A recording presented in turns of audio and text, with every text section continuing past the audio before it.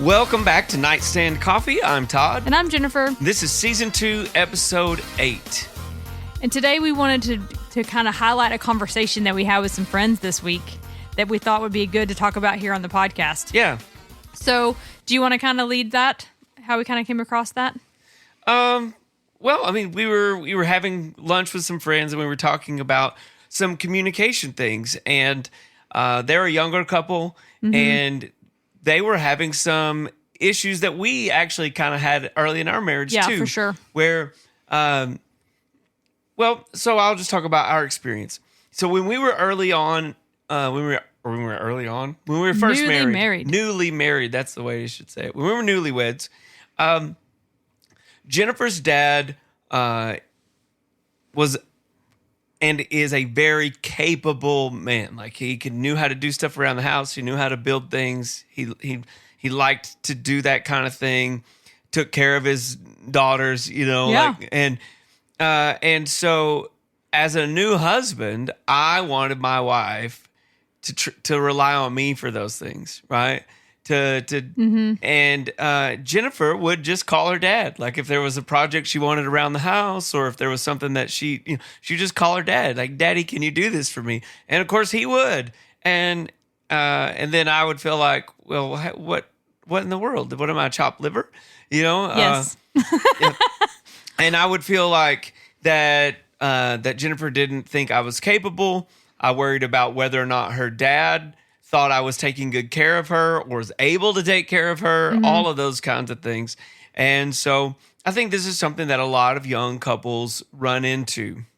And so that's one aspect of it. The other aspect is that sometimes, especially if a young woman is close with her mother, right, she'll talk about things with her mom in a way that maybe doesn't cast the best light on the husband, right? And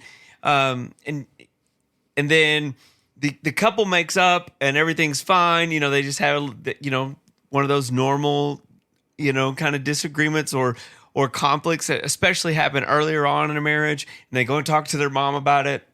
But then the couple makes up, but the mom is still like holding, frustration. Yeah, she's still feeling some kind of way about that guy because. Yeah, and I think we have talked about that aspect a little bit on here before about kind of being careful about where you share those things, and where you kind of process that. But to go back to the whole bit about calling dad versus talking to you about those things, I think we don't do that necessarily anymore. Like I definitely ask you to do those things. First of all, he lives in Arkansas, so it makes it very difficult to ask you to take care of those things. I will say though that through the years, like you would work side by side to fix whatever those things were, and like you've learned those skill sets from him, and whatever you didn't know how to do, you most certainly know how to do now, and so like you partnered with him on those things. Yeah, I definitely learned a lot from him, and it's one of those things where I would not have been offended at all, or I would not have felt. It wouldn't have bothered me, for example, to call him and go, hey, I need your help with this project, or have you ever done this kind of thing before? Can you give me some advice? It wasn't that part of it. It wasn't working with him that was the problem. It was knowing that you went to him first. But I don't know that I always went to him first. I think I did ask you for that, and I think you didn't respond to my request. Because I think I would say, hey, would you do this for me? Or can we do this? And you wouldn't respond. And so either you didn't react, you wouldn't either put it off, or you wouldn't acknowledge that I had the need. Okay. I don't know that. That feels unfair to say I wouldn't acknowledge it. So it'd be things like, hey, like my light's on for my car. Like, my oil needs changed, or, would you go check on that? And so like, I would want you to go look at it right then, and then you wouldn't do it right then. Like, that's been our challenge for us, I think. Yeah. Well, and so, it's one of those things where I probably didn't understand, I definitely didn't understand how high on the priority list that was for you. Mm-hmm. So if it's an 8 for you, it might have been a 5 for me. Mm-hmm. And so I didn't feel the same sense of urgency about it that you did. It's not that I didn't care. It's not that I didn't want to do it for you. I just misunderstood or failed to understand the level of importance it had for you. And so I didn't prioritize it in the way that I should. And I feel like I've gotten better at that. In fact, I know I've gotten better at that. You have. And I think it's a skill that husbands need to develop and need to pay attention to. It's part of going back to the last episode. It's part of that being a student of your wife, right? Studying her, understanding her tendencies, understanding what's important to her. And so now, 25 years in, I definitely have a better sense of what you value and what's important to you. And so I respond more proactively than I would have at that point in our marriage. Right. And so like specifically with a car, like if my car's making a noise that I don't know what it's making a noise for, like that makes me uncomfortable. Yeah. Like I don't want to be riding around in my car making a noise that I don't know why it's doing that. Now you may have a really great comfort level of your car making a noise and you don't know what it is and you don't mind that. Right. But like I do some significant traveling with our girls when they're like, we go, hours away for cheer. And like, I don't want my car making this noise and I'll be stranded somewhere and I don't have anybody to call. And I'm a 6 on the Enneagram, which means that I can catastrophize things and think the worst thing that's going to happen. And I want to be prepared all the time. Right. And so like when my car's making a noise, I want to know that it's going to be okay. Yeah. Right. And so then, so our comfort levels of a car making a noise are very, very different. Yes. And so when my car's making a noise, I want you to come listen to it and I want you to figure out what it is and tell me if I'm going to be okay to continue driving it with this noise or not. Yeah. Right. Yeah. And so then I think that's part of the challenge. Like you'll drive for however long with the making noise. You don't care, because it's not the big a deal if you're stranded in the middle of nowhere. You don't have to worry about some weirdo person bothering you, so it's like. Well, yeah, it's not that. I mean, yes, I probably am less averse to breaking down than you are, but I also I kind of know what those noises are. And so right. Unless it's a noise that I should really be concerned about, I don't worry about it. But you don't necessarily know that. And so that's where I need to understand, hey, she doesn't know what that noise is in the same way that I would, right? And so then I need to go check it out for her and then put her mind at ease or say, oh, we really need to get that checked out. Or right. And so I think that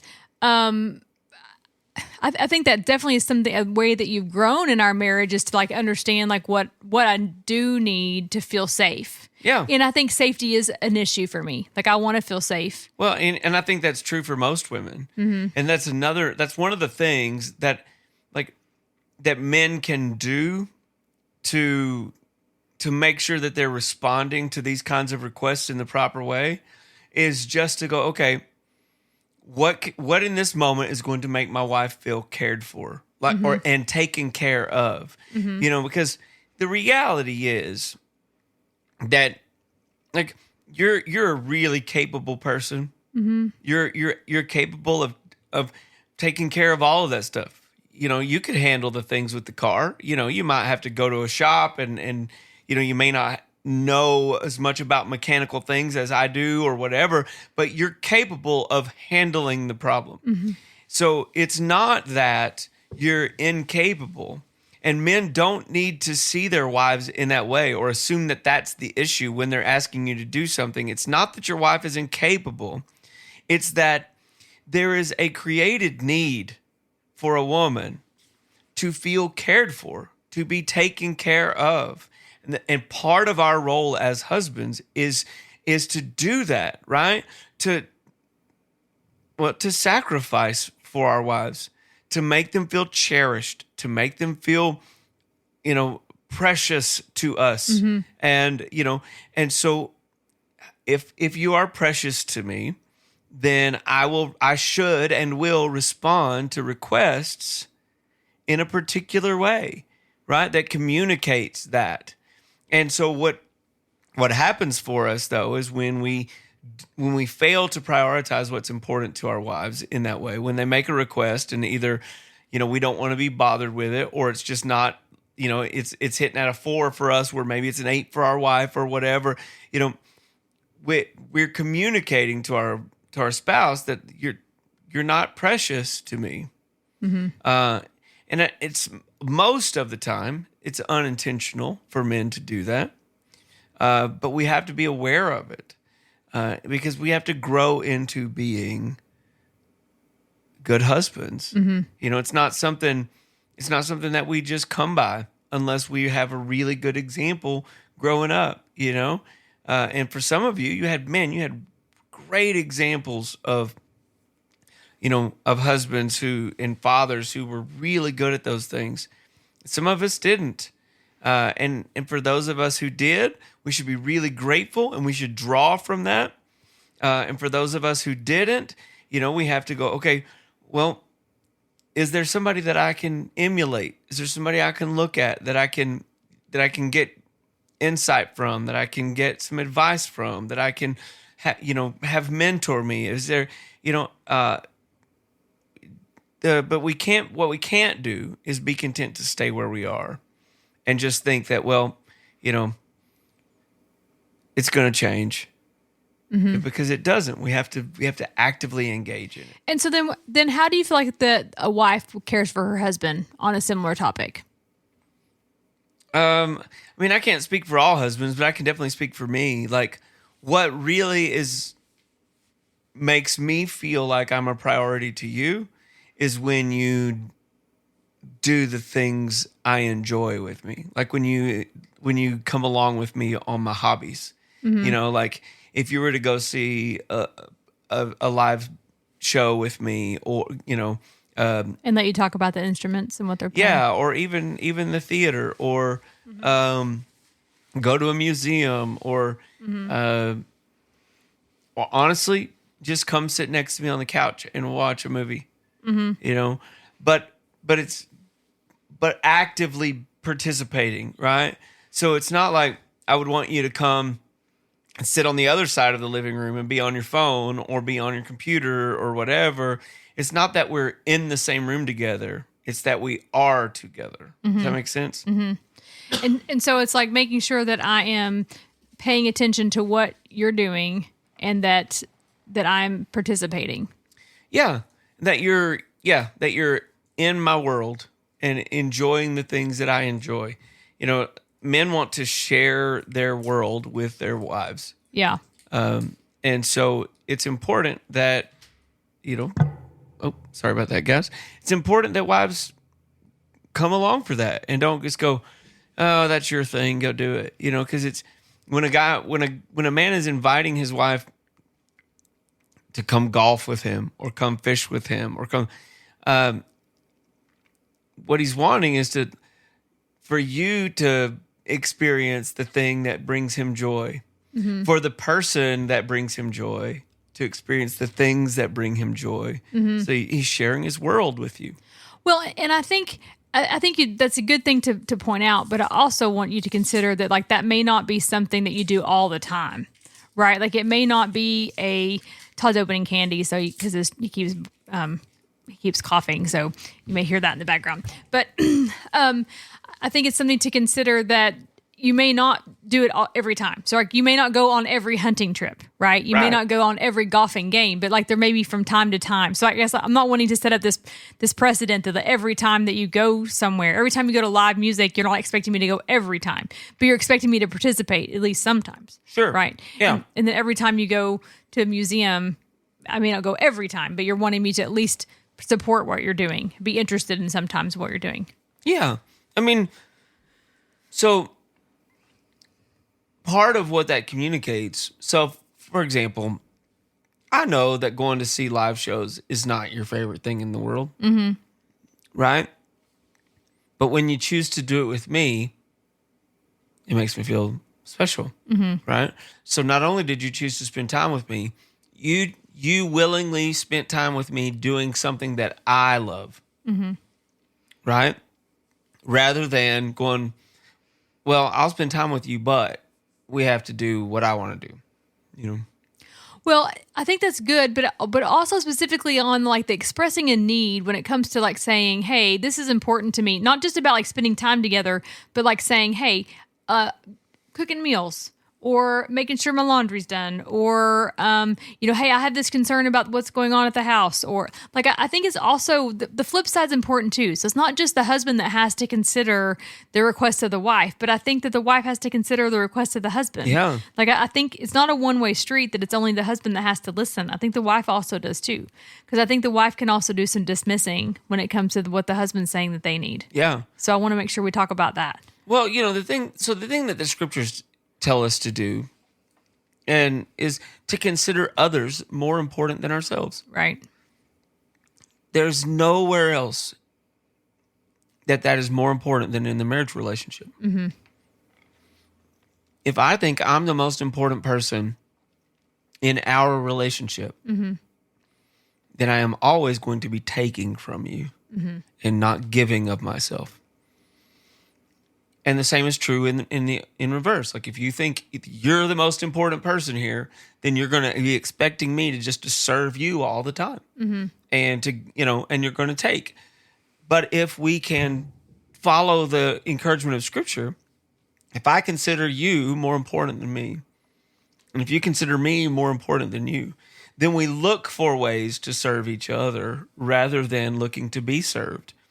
One of the most incredible pieces of Scripture about Jesus, right? It says that the Son of Man came not to be served, but to serve and to give his life as a ransom for many. That's the thing that we're wanting to emulate. Mm-hmm. That's the characteristic that we are aiming at. That's the that's the heart that we want to have. And when we consider our priorities and our wants and our whatevers as the most important, and we're not looking to serve the other person, well, then we're setting up a scenario where the other person is going to feel frustrated and we are going to feel unfulfilled. Right. And so I think that's part of what makes marriage hard sometimes, is that we forget that. Yeah. It's like when you're thinking about what do I get out of this, then I think that's when it makes it hard. Well, because we all tend toward selfishness. We just do. We do, it's part of our fallen nature. It's part of the, Well, and when you go into the marriage thinking this person is going to complete me, then you expect that. Yeah, and then they don't. Mm-hmm. Yeah. Then you're so disappointed, and then you're angry, mm-hmm. and then it's ugly. Yeah.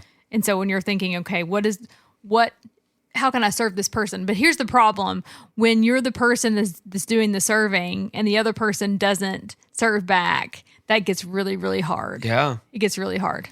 Well, and especially, look for some of us, and I think I maybe can fall into this category sometimes. I probably thought that serving you would fulfill me, and that you would automatically just respond to that in the most beautiful ways, and so then for some people they give and give and give and give and give, and then they're not getting anything in return, or at least not what they expected in return. Mm-hmm. And so then they get bitter and they get angry and they wonder why isn't this working? Mm-hmm. But it's because we're serving out of the wrong heart. Yeah. I wasn't serving just to serve you. I was serving for something in return. I wanted, it's a tit for tat. It's like, it's that old, the old advice of, well, if you want sex, then, mop the floor, and it's the worst advice ever. Right. It's the worst advice ever. I shouldn't, do something for you, and mopping the floor is just, that's the, but I shouldn't, to follow that, to use that example, I shouldn't mop the floor because I want you to sleep with me, mm-hmm. right? I should mop the floor because I love you. Mm-hmm. Period. Full stop. Right. Right? But we don't. We serve with expectation. We serve with strings attached. We love conditionally. Mm-hmm. Right? But what we're aiming at is to love unconditionally. Right. Well, I think we also need to talk about how what you were saying on Sunday about as a dad of daughters, what your plan is. Oh, yeah. Yeah, so, I fully expect that my daughters will do what you did, mm-hmm. right?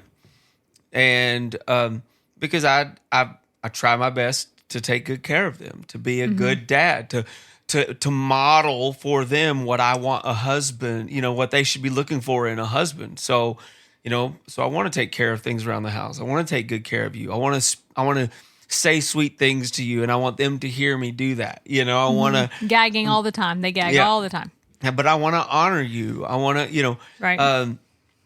And so if I've done my job well, I fully expect that when they get married and there's something that needs to be done around the house, they're going to call their daddy. And I will feel so proud when they do. Right. Yeah. Right. But I also on this side of it now recognize, okay, here's an opportunity for me to help them honor their husband. Right. And so rather than just jumping and saying, yeah, daddy will take care of that for you. I'll do that. I'll be over, I'll come over on Saturday or whatever, I'll say, hey, well, you need to ask your husband about that, and let them know if they need some help. I'll be glad to come and help, but you need to give them tell them what you need. Right. And if they need me, let them know. Yeah. I'm around.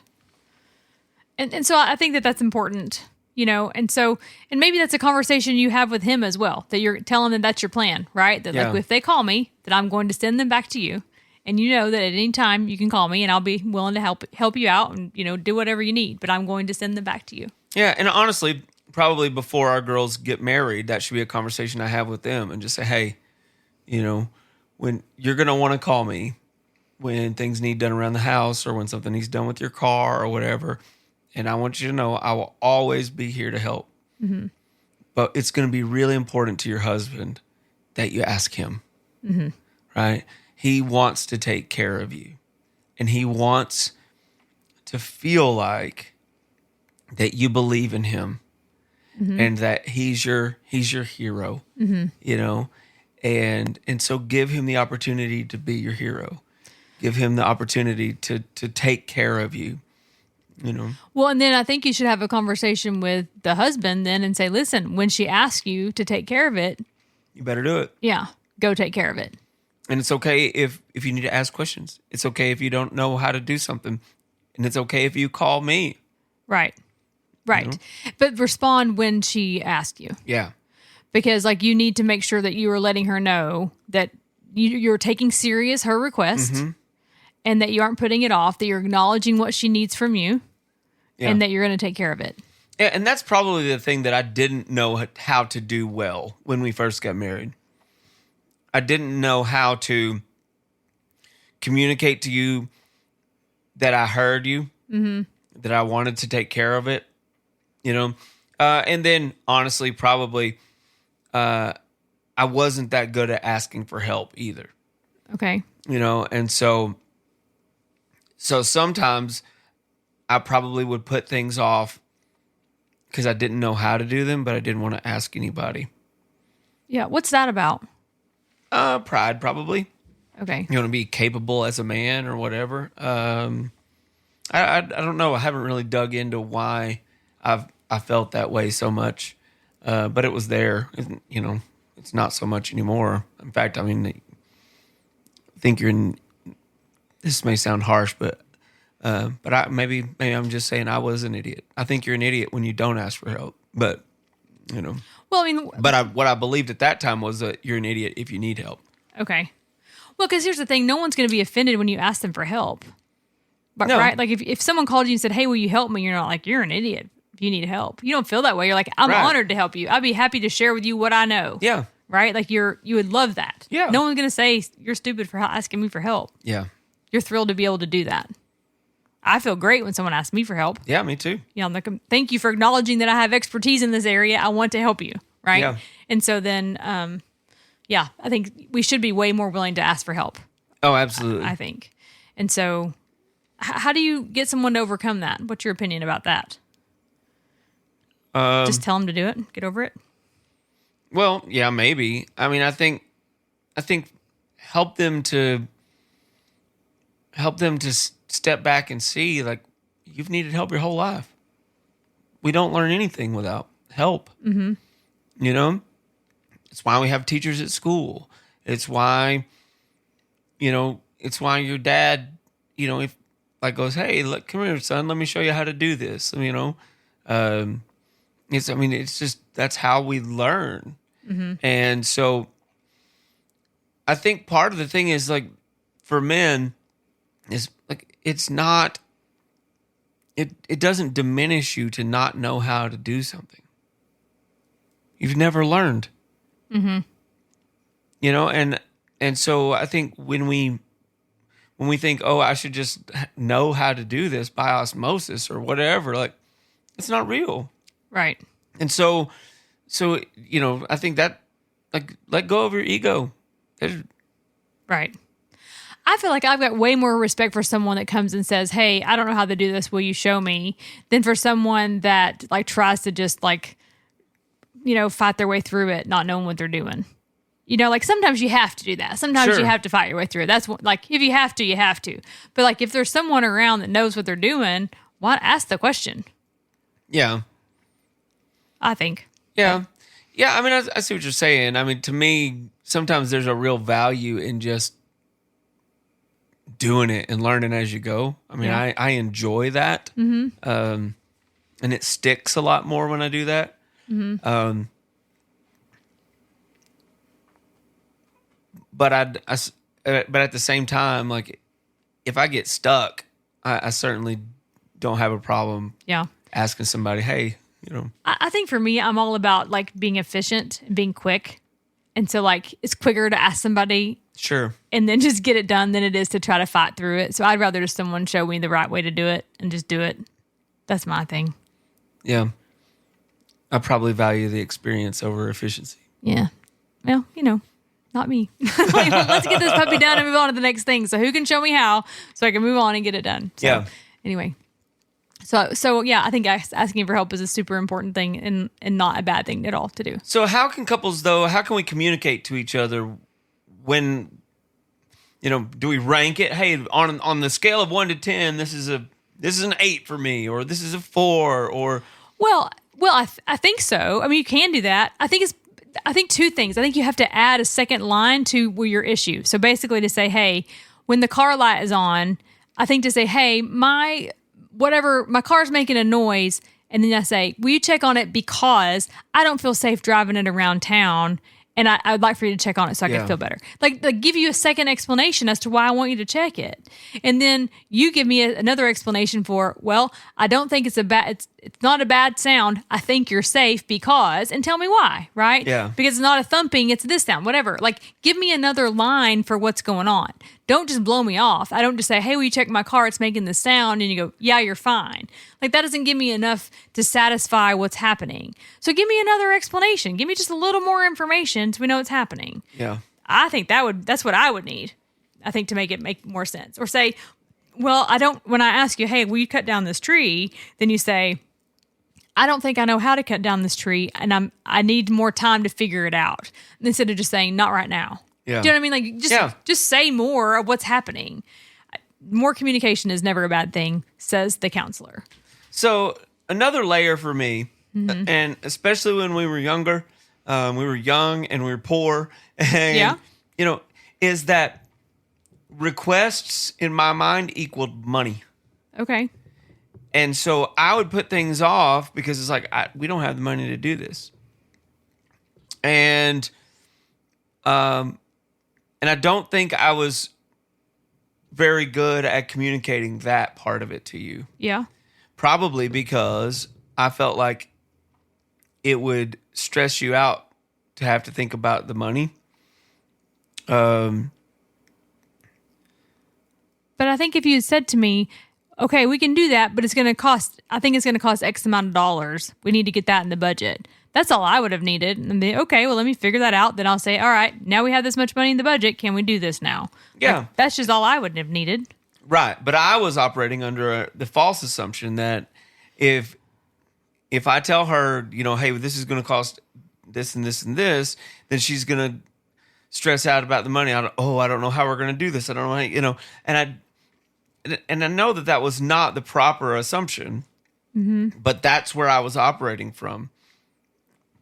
Partially because I know that you can obsess over the numbers sometimes. Yes. Like, and I didn't want to put that on you. But the flip side of that was that I just wasn't communicating with you at all about it. I just would just not say anything about it. Right. And that was probably worse. Probably. Because then it made me feel like you didn't care at all. Right. Which is not what I was going for. Right. And so just a few more sentences would have been all I needed to go, okay, this is where we're at. And so. Yeah. And so communication is key. Back to the words. I was not, Back to the words. I wasn't communicating. Yeah.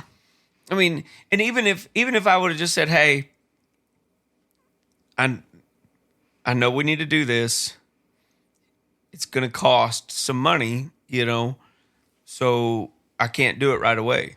Even that would have been right. Just acknowledge it, because I just felt like you just didn't even hear what I said. Like you, almost blank face sometimes. You might even just said okay, and that was it, and gave me nothing else. And then I'm just like, he didn't even care what matters. Like I'm just okay, and just blew it off. And so I never just weren't giving me enough words. And so sometimes just acknowledging it or telling me why we couldn't, or what the barrier was all I needed. And so I wouldn't get that. And so just to me, what fixes it is just saying why. Yeah. Just a couple more sentences, or even to say, I don't want to ask for help, or I'm not exactly sure how to tackle it. Right. I'm chewing on it a little bit. Ask me about it next week after I've thought about it some more. Like whatever, just say more things.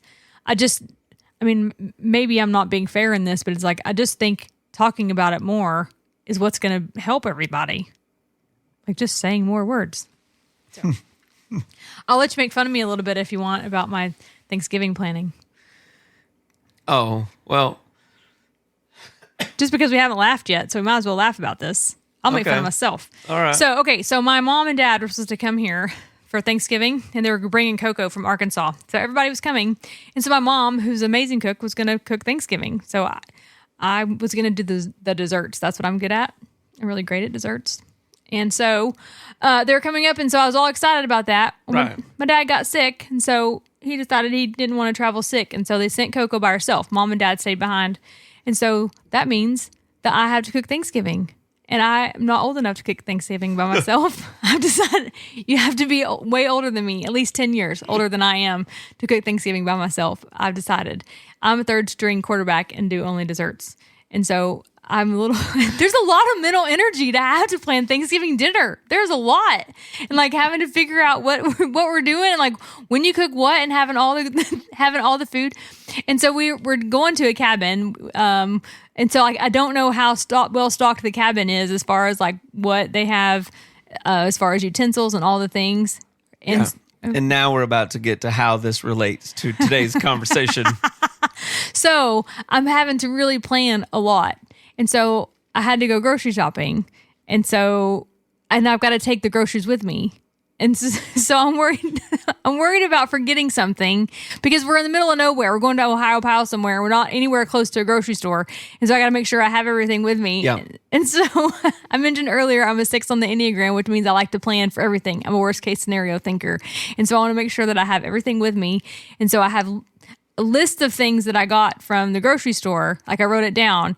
And then when I put it away in the refrigerator, I also put a garage sale sticker, color-coded sticker on it, so I make sure I grab it when I leave, so I don't forget it.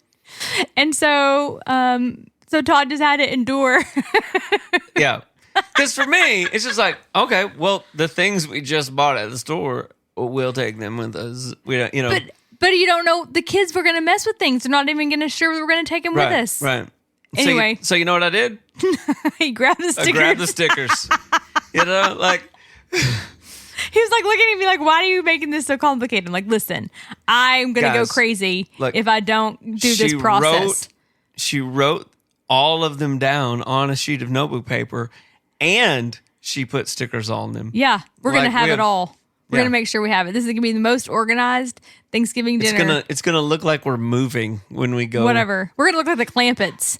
For those of us that are old enough to remember who that is, we're going to have so much stuff with us because I'm going to make sure we have it all.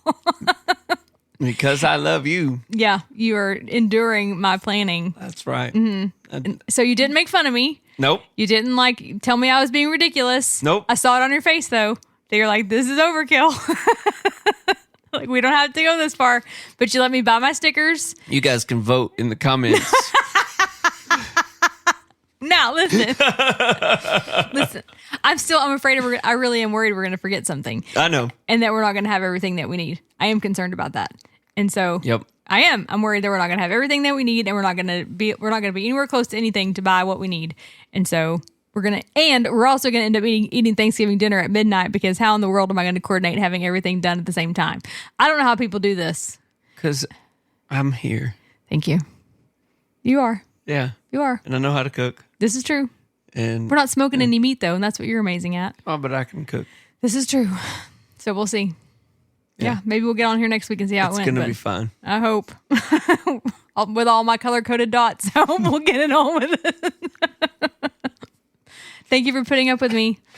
You're welcome. And my crazy behaviors. So thank you for putting up with me and my sometimes lack of communication. This is true. Okay.